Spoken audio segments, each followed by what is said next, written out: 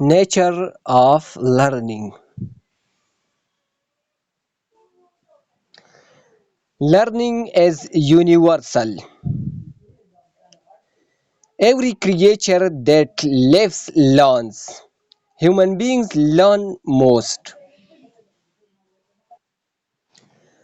Learning is through experience. Learning always involves some kind of experience, direct or indirect. Learning is from all sides. Today, learning is from all sides.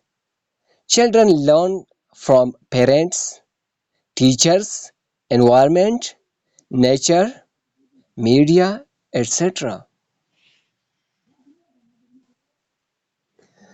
Learning is continuous. It denotes the lifelong and dynamic nature of learning. In today's ever-changing world, every day new situations are faced by the humans. They have to bring essential changes in their behavior to adjust a new demand. Learning is from warm to crave. Learning results in change in behavior. It is a change of behavior influenced by previous behavior. It is any activity that leaves a more or less permanent effect on later activity. Learning is an adjustment. Learning helps the individual to adjust himself adequately to the new situations. Most learning in children consists in modifying, adopting, and developing their original nature. In later life, the individuals acquire new forms of behavior. Learning comes about as a result of practice. It is the basis of drill and practice. It has been proven that students learn best and retain information longer when they have meaningful practice and repetition. Every time practice occurs, learning continues. Learning is a relatively permanent change. Once you learn something, after years in just a few minutes, you will be proficient again.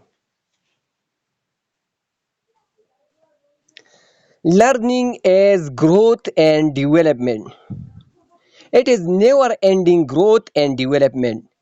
At each stage, the learner acquires new visions of his future growth and new ideas of achievement in the direction of his effort. According to Woodworth, all activity can be called learning so far as it develops the individual.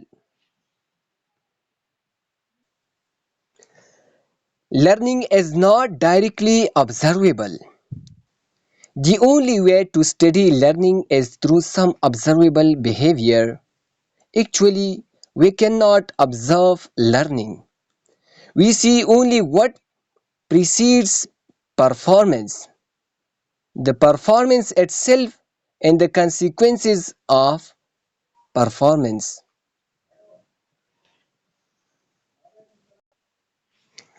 Types of learning styles. Learning styles and preferences take on a variety of forms, and not all people fit neatly into one category. As there is plenty of overlap between styles, most learners align with the following styles.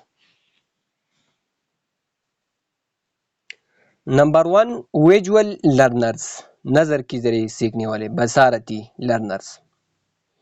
How to recognise visual learners in your class. अपने class में आप visual learner को कैसे पहचानेंगे?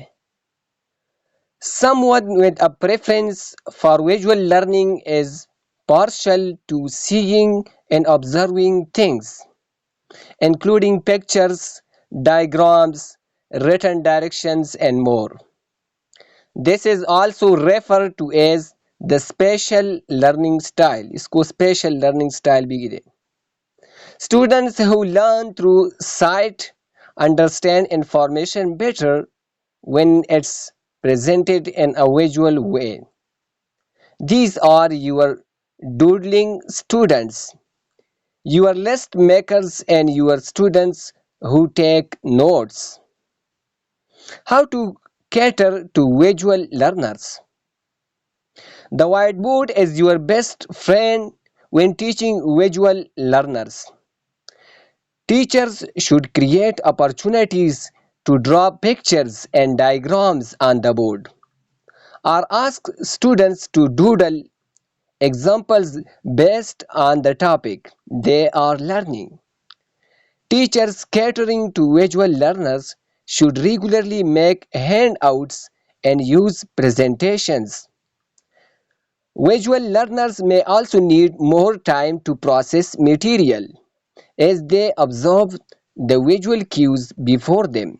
So be sure to give students a little time and space to work through the information.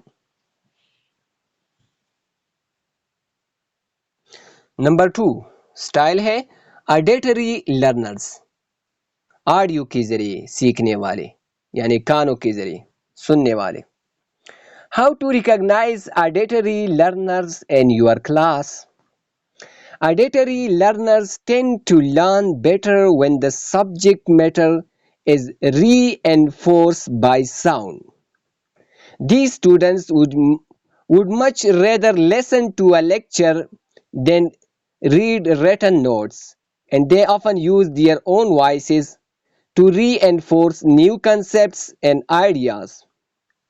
These are the students who like to read out loud to themselves, aren't afraid to speak up in class, and are great at verbally explaining things. Additionally, they may be slower at reading and may repeat things a teacher tells them. How to cater to auditory learners? Since these students can sometimes find it hard to keep quiet for long periods of time, get your auditory learners involved in the lecture by asking them to repeat back new concepts to you. Ask questions and let them answer. Invoke group discussions so your auditory and verbal processors can properly take in and understand the information they are being presented with. Watching videos and using music or audio tapes are also helpful ways to engage with auditory learners. Number 3. Kinesthetic learners. How to recognize kinesthetic learners in your class. Kinesthetic learners are tactile learners, learn through experiencing or doing things. They like to get right in the thick of things by acting out events or using their hands to touch and handle in order to understand concepts. These are the students who might struggle to sit still, might be good at sports or like to dance, need to take breaks when studying, and might not have great handwriting. How to cater to kinesthetic learners? The best way teachers can help these students learn is by getting them moving. Teachers should instruct students to act out a certain scene from a history lesson they are teaching. Additionally, they should encourage these students by incorporating movement into lessons, pacing to help memorize, learning games that involve moving around the classroom, or having students write on the whiteboard as part of an activity. Once these students can physically sense what they are studying, abstract ideas and difficult concepts will be easier to understand. Number 4. Reading and writing learners. How to recognize reading, writing learners in your class. Reading, writing learners prefer to learn through written words, while there is some overlap with visual learning. These types of learners are drawn to expression through writing, reading articles on the internet, writing and diaries, looking up words in the dictionary, and searching the internet for just about everything. How to cater to reading writing learners?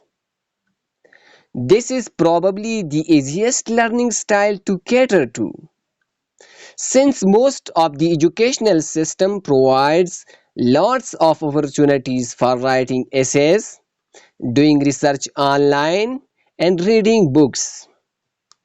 Allow plenty of time for these students to absorb information through the written word, and give them opportunities to get their words out on paper as well.